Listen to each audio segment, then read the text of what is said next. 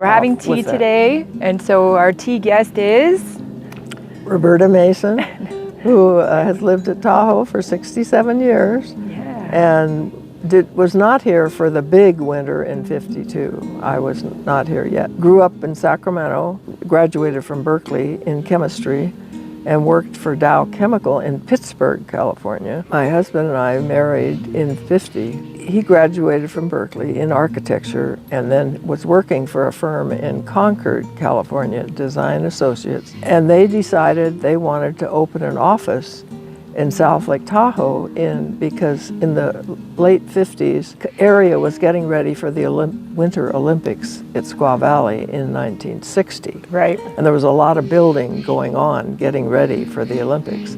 So they wanted to open an office up here, and they sent Bob up here in January of '57. So they sent him up here. In January, he couldn't find a place for us to come up and stay. There were no houses in those days, just cabins, summer cabins. And so he stayed actually at the Upham Trout Farm with Giles Corday, a realtor who he had met, and he was caretaking it for the winter. And then by May, he finally found a cabin that was pretty well winterized down near State Line on Pentagon Circle. It's no longer there. It's been just torn down. We moved up on Memorial Day in 1957, and it snowed that day. Oh, of course. I had never lived in snow. It was a little bit of a shock, and I was pregnant at that time. And of course, we didn't have a hospital or anything up here. They had a clinic, and if you were pregnant, you could go and have your baby there and stay overnight, and then you had to go home. But my first Dave had been in Berkeley, California, and it was a difficult birth. Like, I was in the hospital for like 5 days. And so the idea of just staying one night in the clinic wasn't too appealing. And so my mother lived in Sacramento, and so I went to a doctor in Sacramento. When the time came, she could take care of Dave. What were the roads like in those days? Yeah, everything was 2-lane. 50 all the way through town was just 2-lane. They were working. They were starting to work on widening Highway 50 through town. In fact, our cabin was just a block off of the highway. And so after Scott was born, I would push him in a stroller down and to watch the construction, the road construction going on, all the big equipment and everything. That was exciting for the boys. That was our entertainment. Yeah. It's great entertainment. Yeah. And then your husband came out because he was an architect to build, Yes. like, what did he build? Well, the county building that has the lady waving on it, he designed that building. But he did a lot of houses like over in Skyland. In Placerville, he redid the county courthouse. He did the jail down in Placerville. All kinds, everything. Like the Presbyterian Church. It originally was one building, and then there was a space, and then there was the manse. Mm-hmm. And so when they decided they wanted to connect the manse Bob did that. He did the plans for all the remodel of our church. Well, then how did you meet Pat Amundsen? Well, they were one of the very first people here. They built the log cabin in Al Tahoe. All the cabin owners paid the Forest Service for the land, so they now own their land. I started to tell you, down on the creek side, Bill Hara lived for a while. But so TPNS, like, how did that happen? Pat Whiteley and Shirley Irving and Norma Leffler, we all had little kids. And so then somebody had the idea, well, why don't we start a nursery school? People looked into it. I was not involved in the organizing of it.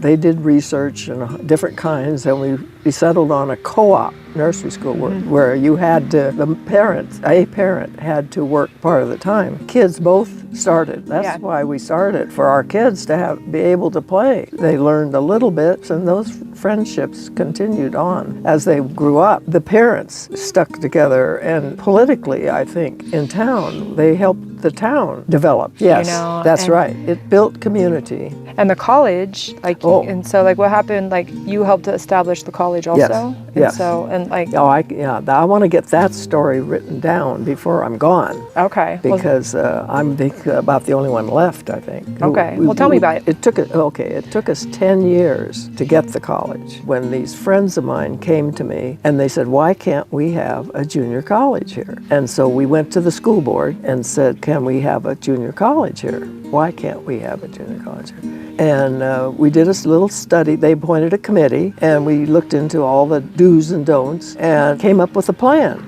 The superintendent, Tony Magliari, was the superintendent, and Bill Hauk was the assistant superintendent of finances. And they came up with a proposal. At that time, community colleges were still, it was K through 14. And so we made a proposal. Tony Magliari went before the school board, state school board, made the proposal for us to have a community college. And they said, no, you're too small.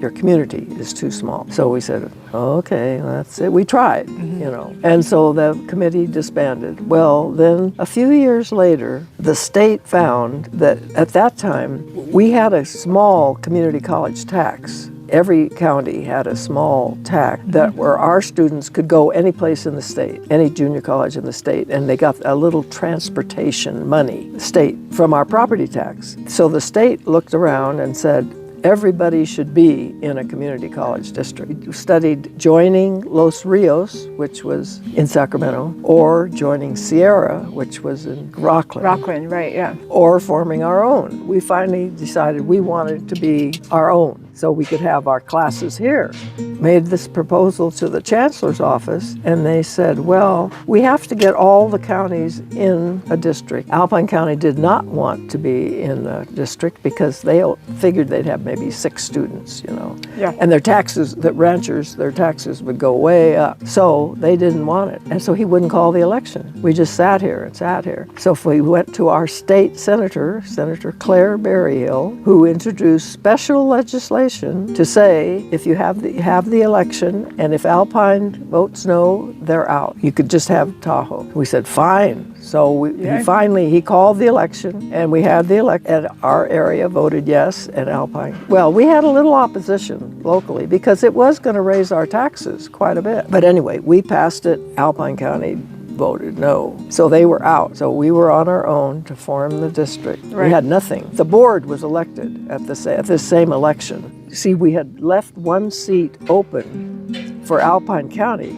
to have a representative on the board. Well, when they voted no, we had an empty seat. And so we appointed Jean Belisario, who had been on this study for years. But anyway, I was elected, and I got the most votes, so they made me president of the board. Oh.